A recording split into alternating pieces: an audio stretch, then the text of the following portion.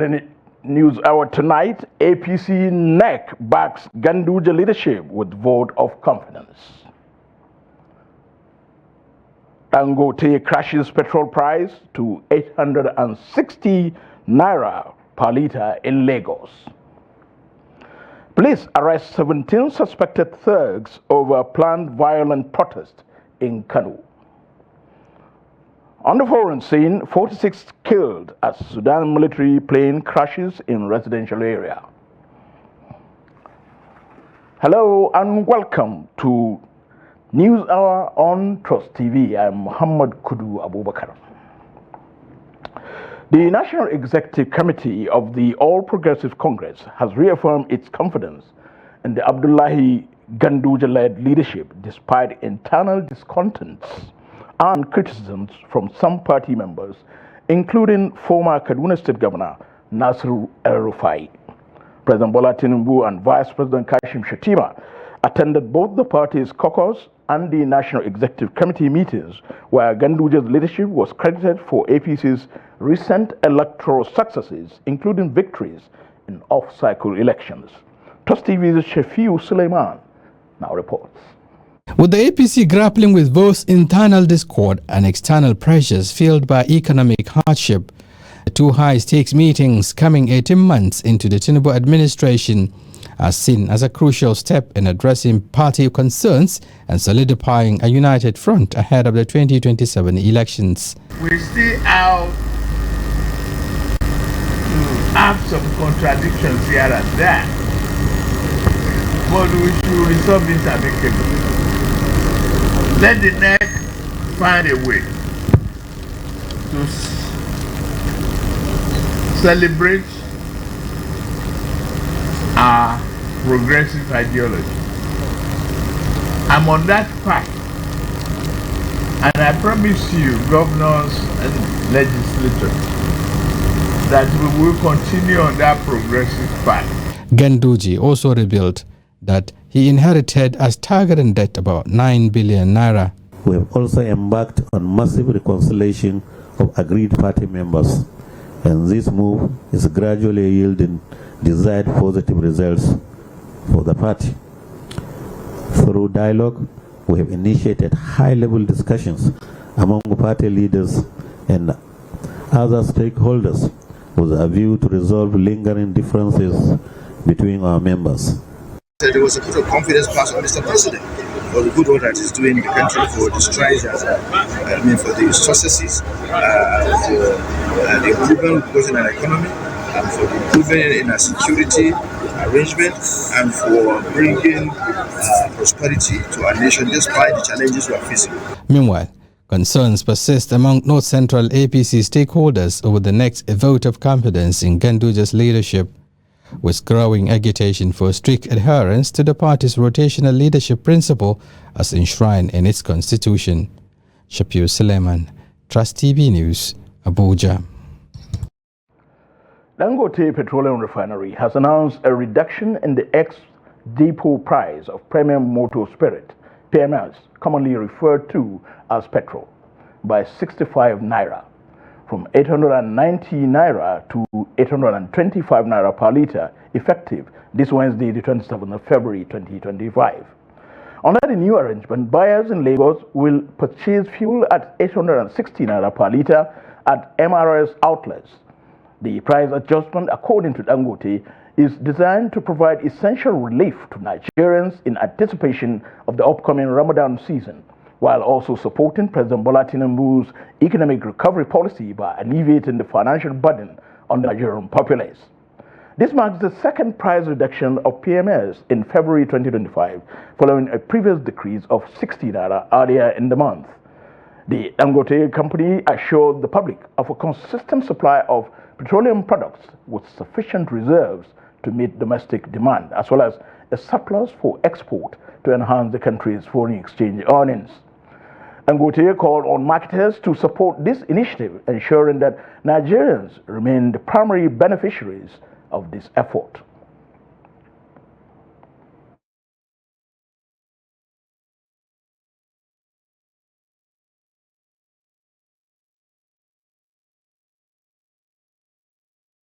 Via telephone is Dr. Billy Gillis Harris, National President, Petroleum Products Retail Outlets Owners Association of Nigeria. Good evening, Nigeria. Thank you for having me. Yeah, Dr. Harry, you are welcome. Given the labor disputes in the oil distribution sector, what are your concerns about a possible disruption that will negatively impact Nigeria and Nigerians? Sorry, can you come again? Let me understand what the difficulty is. Yeah, I said, given the labor disputes in the oil distribution sector, what are your concerns about a possible disruption that would negatively impact Nigeria and Nigerians? I don't think there's any labor dispute at this time. If you're referring to the request by our sister organization to ensure that a bill that has been owed for a long time is paid, I don't see that as a labor dispute. It's a very simple process. Some of our colleagues, from sister organizations who are badly impacted by the debt of over 100 billion naira, came up to say they want to down tools within a certain period. That should not be any reason to create any chaos in Nigeria. Well, Dangote has been consistent about making petroleum prices cheaper, but his motivations appear to be market-driven, not humanitarian. Are you concerned that he will corner the market and become a monopoly? Well, I'm not, at this point, I will not say there is any major concerns about monopoly, but Petroleum has always stood very strong to stand against monopoly of any description. And I don't think that is what Dangote is trying to do. He has clearly stated that there is the Ramadan coming, and then his objective is to make sure that Nigerians, get more funds in their pocket to spend. So for Petron, this was a very welcome idea this evening, and we congratulate Dangote for making those decisions. However, we hope, that every one of us will play our roles to make sure, that every part of the economy and the value chain of the downstream are active and productive, and ensuring that we contribute our quota to the growth of Nigeria's economy. Well, as an expert, what will you think, or will you say will be the effect of this reduction that is announced, the 860 naira per litre in Lagos area? What will be the effect, consequential effect across the country? Well, recall that Dangote MRS partnership is gradually bringing down the cost of PMS across the country. And NNPC also is doing the same thing to be able to make sure that there's product available everywhere in the country. And so right now, what we should be happy about is that we have consistent availability of petroleum product, and affordability is setting in. And like you rightly said earlier, market forces could be the determining factor of everything. The reality is that nobody is going to sell product below the price of production, because there must be the profit element to ensure that there's continuity of business. Yeah, the House of Representatives has commenced a public hearing on the proposed tax reform bills, gathering stakeholders from various sectors to share their perspectives. Sorry, Dr. Hari, that question is not for you. But on a last note, do you think these reductions are sustainable? What do you mean, the reduction of the petroleum products? Yes.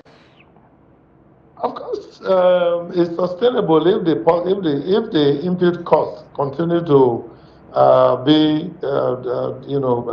taking a more positive price dip.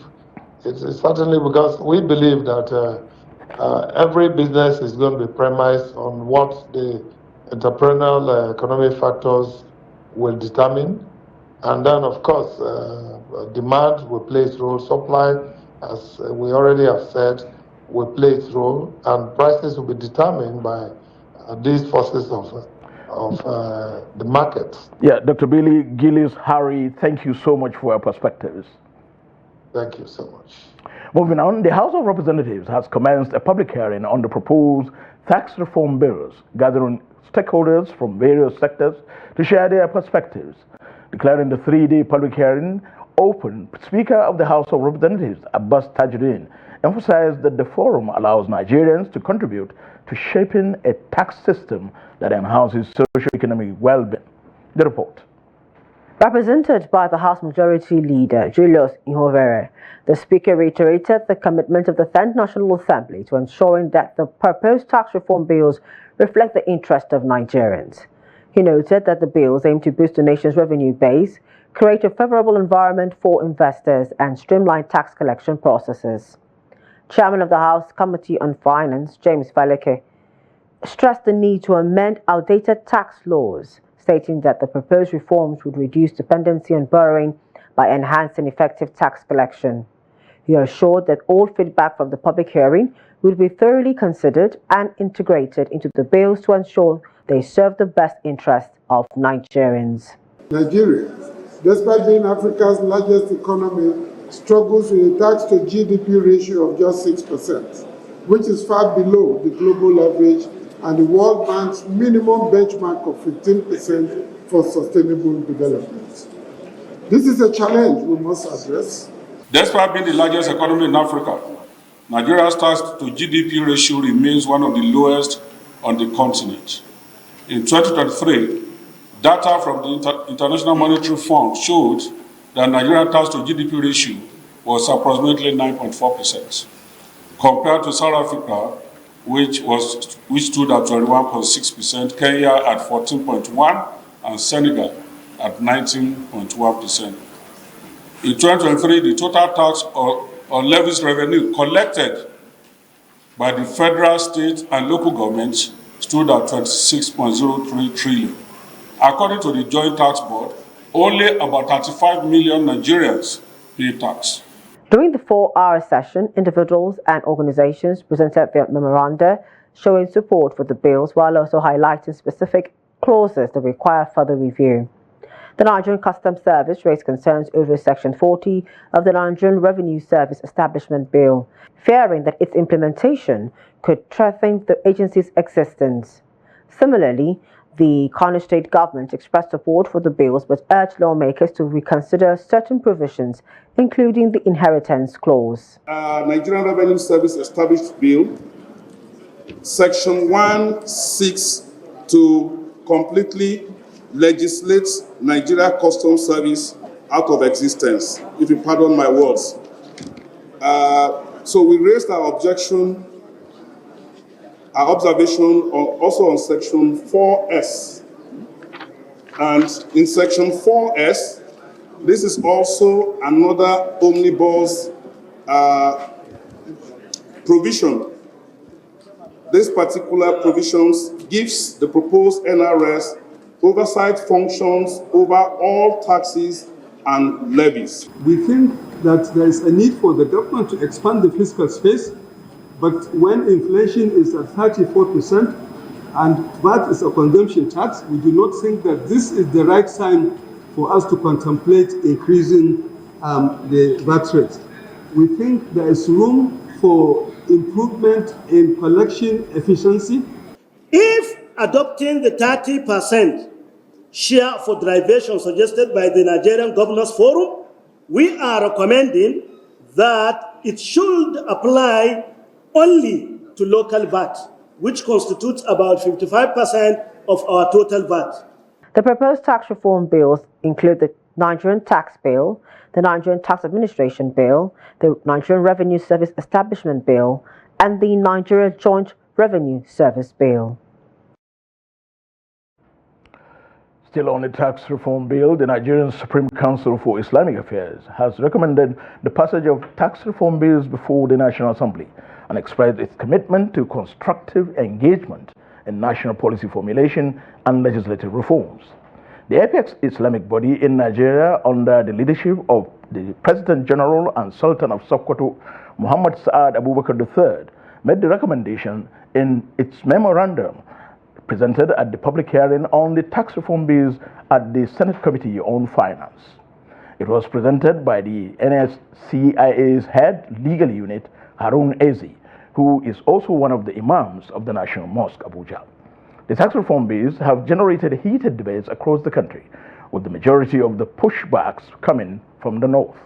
Many governors and some leaders from the region contested that the tax reform bills, which had also led to open confrontations in both chambers of the National Assembly, was meant to favor Lagos State and other narrow interests, as well as to shortchange the north.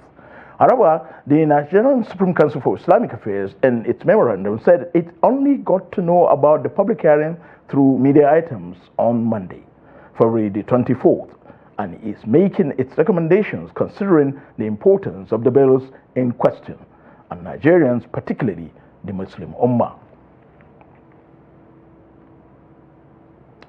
Away from the tax reforms, the Special Offences Court in Lagos has refused to stop hearing the corruption allegations made against the former governor of the Central Bank of Nigeria, CBN, Godwin Emefiele.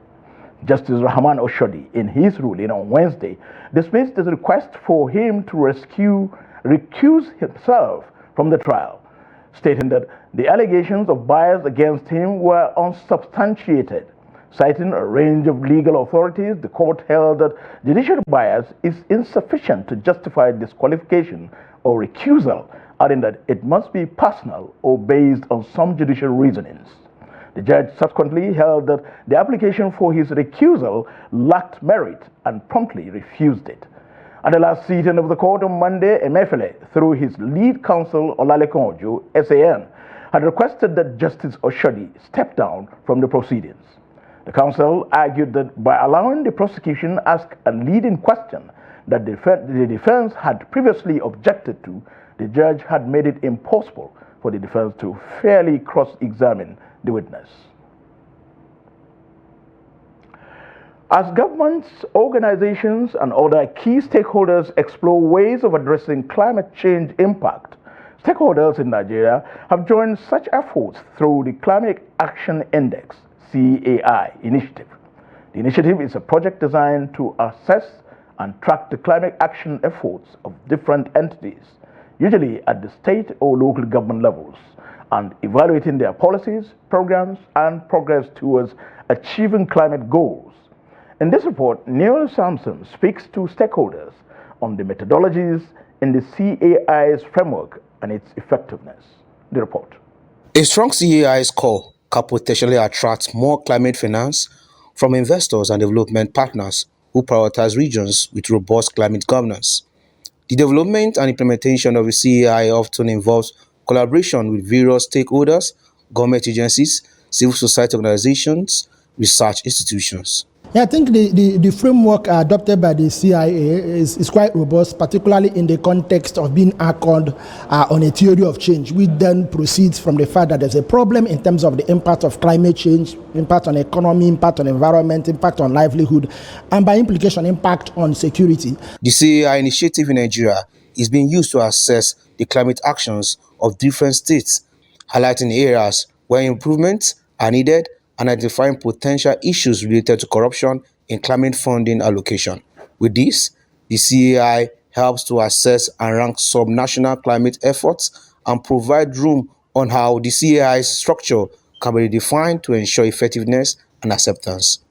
I think there's a lot that could be done, particularly since this is at the stages of infancy, and so people can make a lot of contributions. Some of the things I have seen and I've also shared with them is the necessity for them to introduce the fourth pillar. In fact, even by logic, something that rests on a fourth pillar is much more comfortable and strong than something that rests on a three pillar. So I talked about the whole idea of introducing what I call the targeted impact, because the overall essence of trying to develop this kind of measurement tool is to influence changes, to influence behavior, and to influence policy, so that the positive outcome will be realized.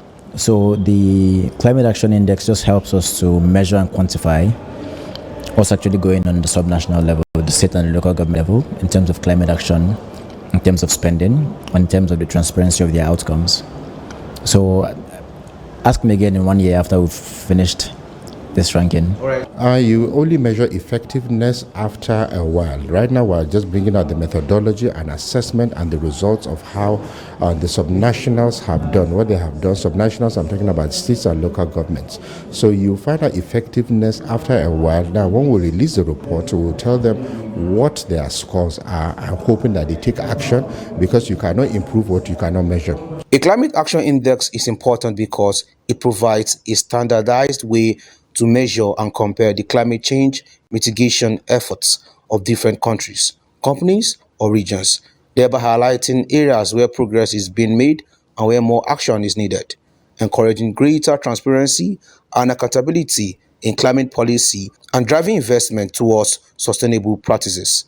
Well, Samson, Trust TV News, Abuja. The chairman of Takum Local Government Area Council in Taraba State, John Ali, has announced that 4 persons from Kashimbila ward of the local government area have died, while 2 others are hospitalized after eating a meal cooked with suspected poisonous fish. Ali said the death of the 4 herders was alarming, given that 2 others are still battling for survival in an undisclosed hospital. The incident reportedly happened on February 22nd near a community close to Kashimbila multipurpose dam.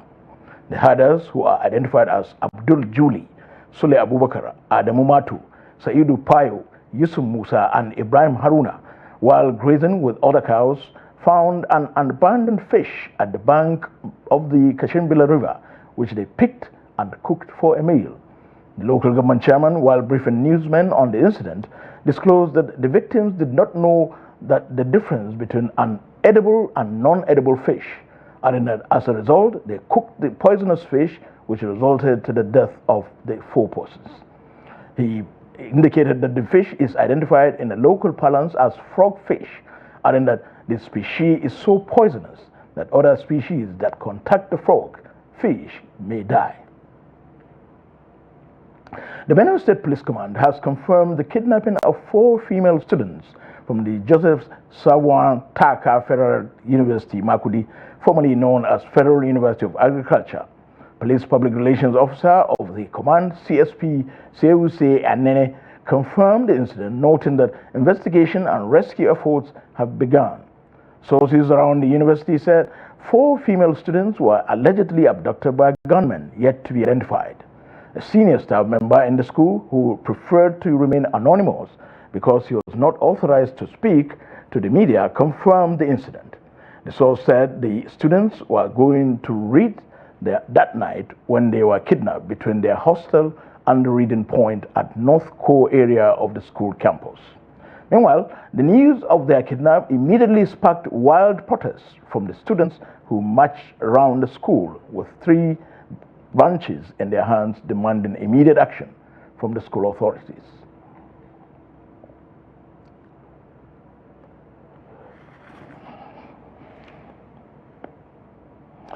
This is News Hour on Trust TV. Coming up after the break, Northeast pushes for growth in agriculture and solid minerals.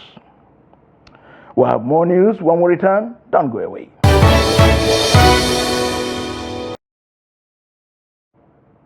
Welcome back. If you're just joining us, this is News Hour on Trust TV. Let's take a look at our top stories again.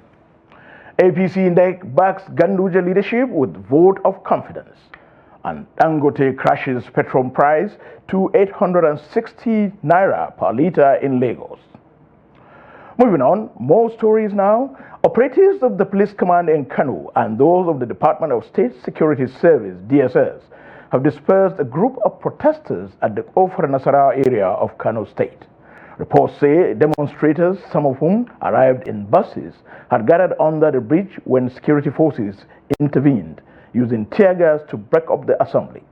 It was reliably gathered that the protesters were attempting to break through the metropolitan area and launch an attack on some key strategic locations. Checks in the city revealed that the security operatives are, or rather, presently on alert along the road leading to Nasarawa Palace and Kano Government House, with some sections cordoned off.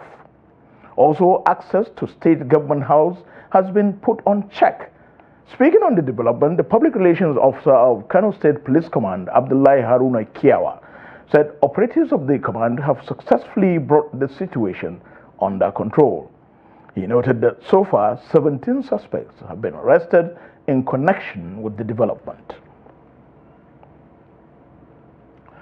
Gunmen suspected to be kidnappers have killed 2 police officers during a foiled kidnapping operation around Litre Rayfield community of Jos South, local government area of Plateau State.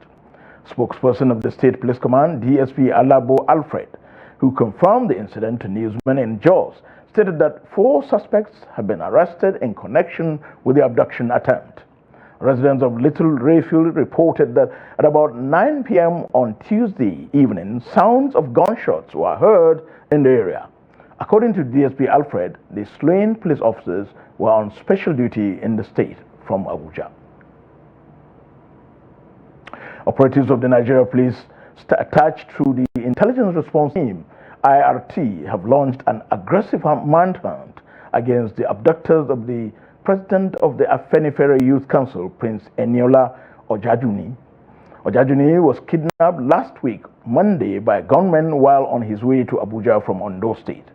The abductors have demanded 100 million naira as ransom to secure his release. Given an update on Wednesday, the spokesman of the Nigerian police, Olumiwa Adejobi, told journalists in Abuja that the Inspector General of Police, Kayode Egbetokun, has ordered immediate deployment of the tactical squad. Adejobi, an assistant commissioner of police, also revealed that the police had earlier carried different raids on the criminal hotspots in Taraba and Oyo states, where arms and ammunition were recovered while many victims were also rescued. He, however, urged relatives, friends, and other loved ones of the victims, as well as members of the public, to exercise caution and refrain from engaging in social media speculations or sharing unverified information regarding the ongoing rescue efforts. The force spokesman added that such activities can inadvertently jeopardize the operation and potentially endanger the safety of the victims. Borno State Governor Babagana Zulum says his administration will cut down food palliatives distribution by 90% in Borno State in a bid to reduce overdependence on aid. He stated this during the official flag-off of the distribution of food palliatives to 250,000 households across the state in Maiduguri. Ahead of the Ramadan fast,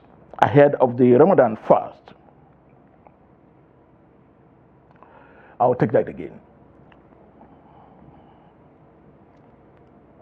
He stated this during the official flag-off of the distribution of food palliatives to 250,000 households across the state in Maiduguri, ahead of the Ramadan fast expected to commence next week.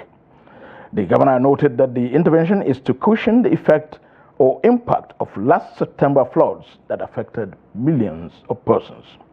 Governor Zulum, who said his decision to cut down on palliative distribution is informed by the recent bumper harvest, reiterated his commitment to prioritize agriculture and building resilience and creating an enabling environment for youths and entrepreneurs to engage in agribusiness. The state government is committed to creating an enabling environment for our youths and entrepreneurs engaged in agribusiness and other productive ventures. We will continue to invest in agricultural inputs, infrastructure, and support programs that will enhance the sector and drive sustainable economic growth. This approach will not only empower our people to become self-reliant, but also significantly reduce government spending on palliatives. It will interest your agencies, distinguished invited guests, and our teaming beneficiaries to note that we have provided convenient means of transporting these food items to their various homes. And it is free of charge, courtesy His Excellency the Executive Governor. Minister of Defense Muhammad Badaru Abubakar has assured Nigerians that the federal government and security agencies are making every effort to ensure their safety.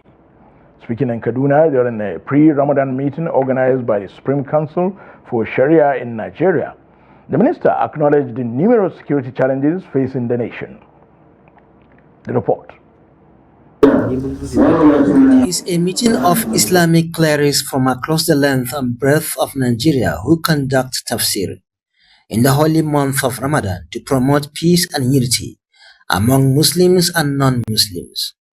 The meeting also seeks to discuss challenges faced by Muslims with a view to addressing them by uniting the Ummah. The Minister of Defense, Muhammad Badaru, while addressing the clerics, acknowledged that ultimate protection comes from God, but emphasized government's commitment to improving the security situation in the country. He noted that security has already improved across many areas and urged the Islamic scholars present at the meeting to continue praying for the nation's stability and leadership. Well, you have seen that the security is improving, and it's only Allah that can give assurance. But I will tell you, we will do our best to make sure people are secured.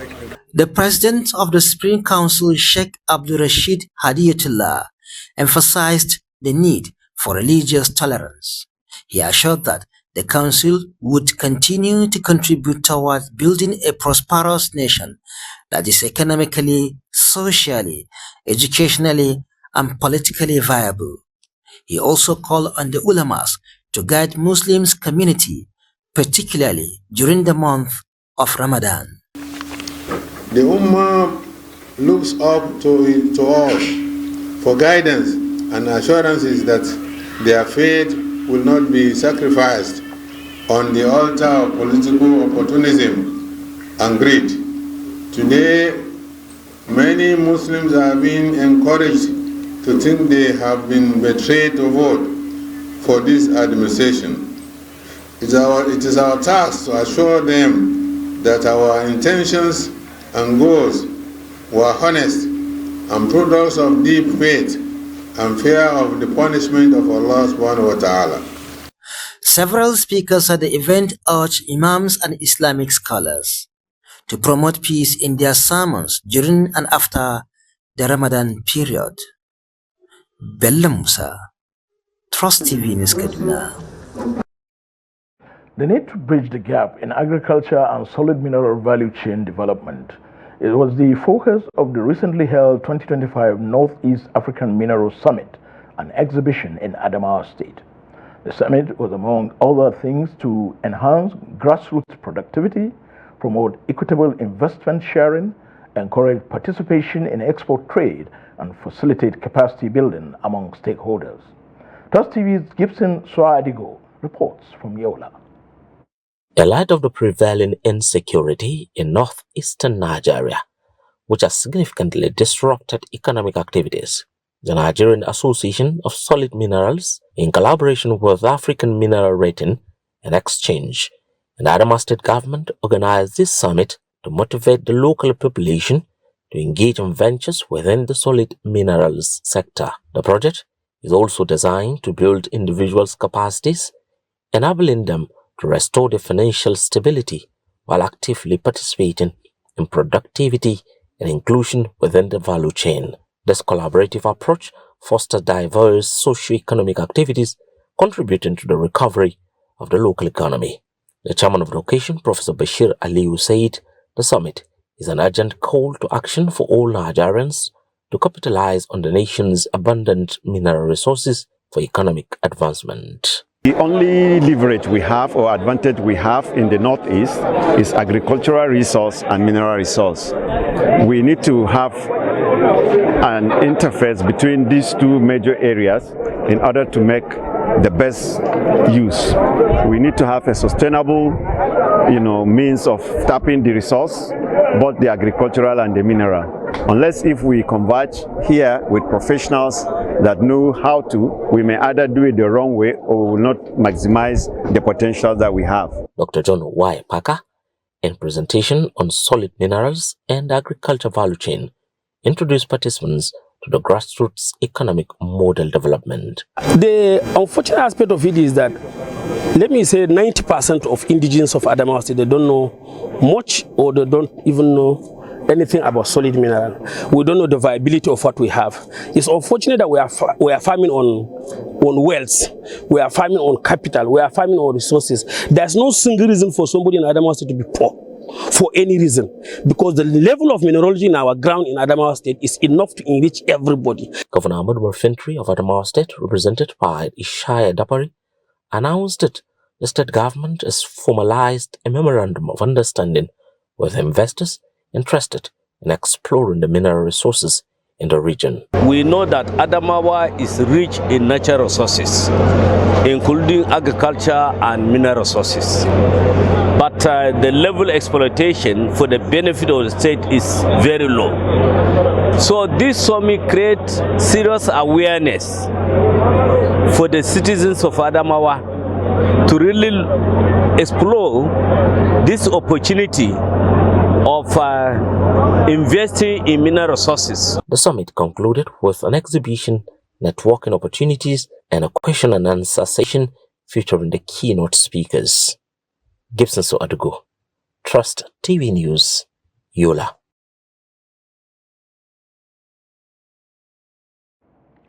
Governor Bala Mohammed of Bauchi State has reaffirmed the crucial role of the media in strengthening democracy and promoting good governance during the 80th General Assembly of the Broadcasting Organization of Nigeria, born in Bauchi State.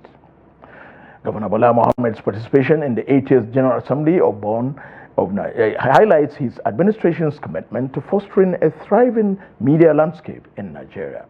Speaking at the Assembly, Governor Mohammed emphasized his administration's dedication to supporting the media as a vital pillar of democracy and good governance. He commended Bonn members for their efforts in disseminating credible information. The General Assembly provided an opportunity for media leaders to deliberate on emerging trends, challenges, and innovations within the broadcasting industry. And you have the wondrous responsibility of telling us how to do good governance, because you are versatile, you are engineers, you are broadcasters, you are agriculturalists, you are teachers, because you are media men, because you know everywhere, because you know everywhere, and because you are all professional. It tells that you must know everywhere, for everything before you recover.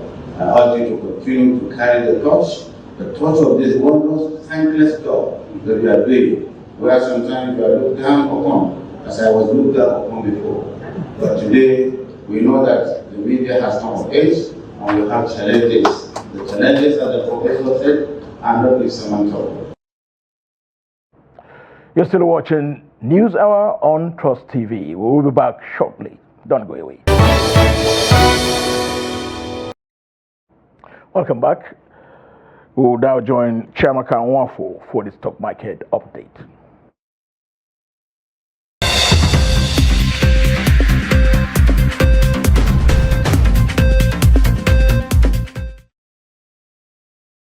Good evening. This is Stock Market News Update. I am Chiamaka Nwafo. Let's go to the happenings on the floor of the Nigeria Stock Exchange today, 26th of February, 2025.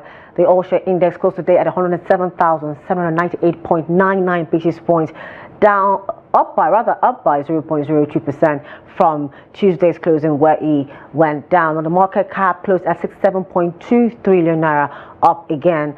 And the volume of shares, about 245.5 million volume of shares, traded in 10,098 deals valued at 8.4 billion naira. Let's go to our green table and see who are top gainers of the day. Now, there were about 126 listed equities participated in trading today, and we had about 34 gainers, with these three leading the pack.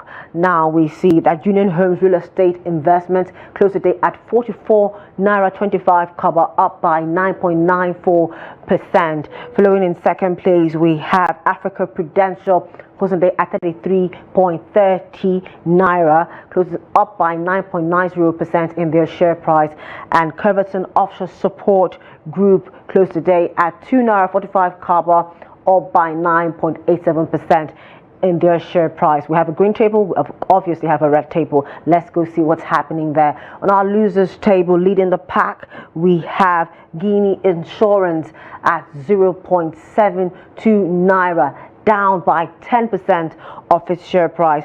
We actually had 16 losers, and these are the top 3. Now, in second place, we have Unicel Interlinked, closing the day at N890, losing 9.68% of its share price. And then we have the Initiate in third place, closing the day at N3.67, losing 8.02% of its share price. Who are movers? Who are shakers? Our top trades on the floor of the Nigerian Stock Exchange. Let's take a look. We see that it seems it's a banking event taking place at Access Holdings, topping it at 36.6 million shares. Zenith Bank at 26.8 million shares, and UBA at 11.2 million shares. Those are our top 3 trades on the floor of the Nigerian Stock Exchange today. Now let's go for Africa stocks and the global markets. I can't hear the audio.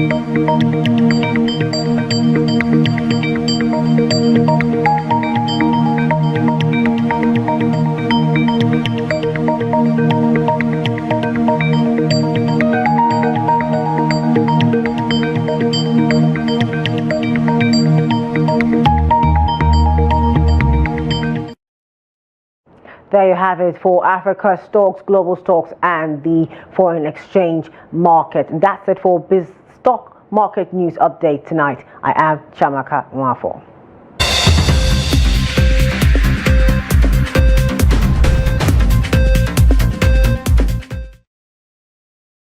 Nigeria's Chief of Air Staff, Air Marshal Hassan Abubakar, on Wednesday revealed that the recent pulling out of Burkina Faso, Niger and Mali republics from the Economic Community of West African States, ECOWAS, has increased the burden on the Nigerian military. He specifically explained that the development placed direct implications on the multinational Joint Task Force, which he said had played a crucial role in countering Boko Haram and ISWAP terrorist activities across Nigeria, Niger, Chad, and Cameroon. Abubakar, an air marshal who stated this at the Nigeria Force headquarters, Abuja, when he spoke at the first quarter meeting with branch chiefs, air officers, commanding and commanders, noted that the withdrawal had disrupted existing regional security frameworks.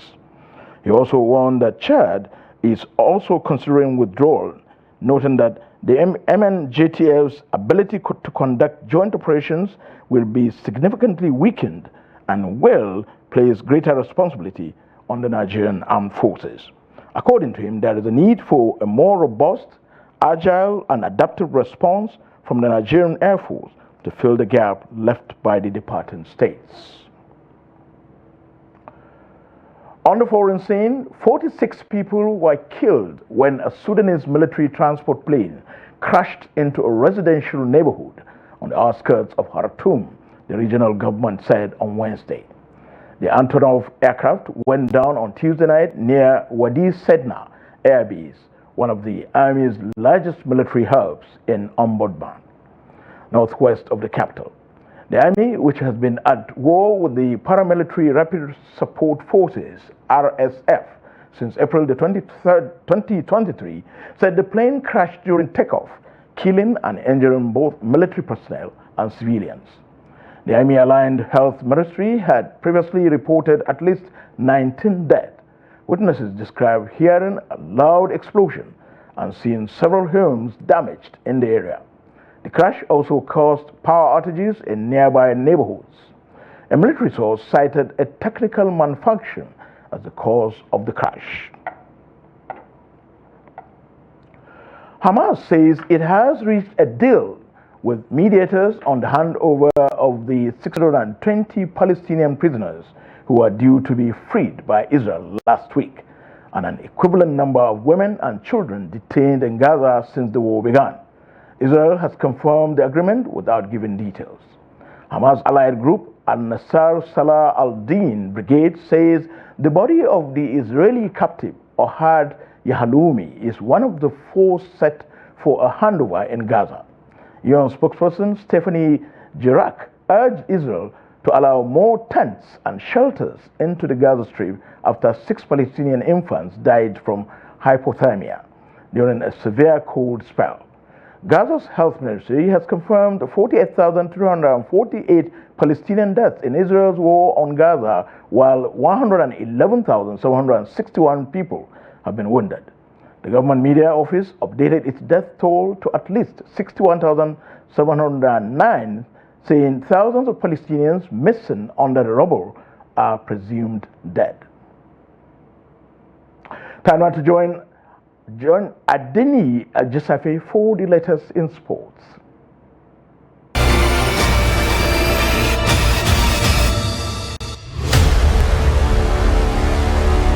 The Nigerian Olympic Committee NOC, in conjunction with the Commonwealth, will organize a program on the negative effect of drug abuse in secondary school students. A statement released by NSCIA, Public Relations Officer of the NOC, explained that the objective of the program is to uphold the fundamental values of the Commonwealth by promoting unity, equity, and youth empowerment. It also aims to raise awareness of key global issues while serving as a strategic platform to address social vices and drive positive societal change. Secretary General of the NOC, Tinubu, emphasized that the program on drug abuse will be used to address one of the social vices plaguing the society.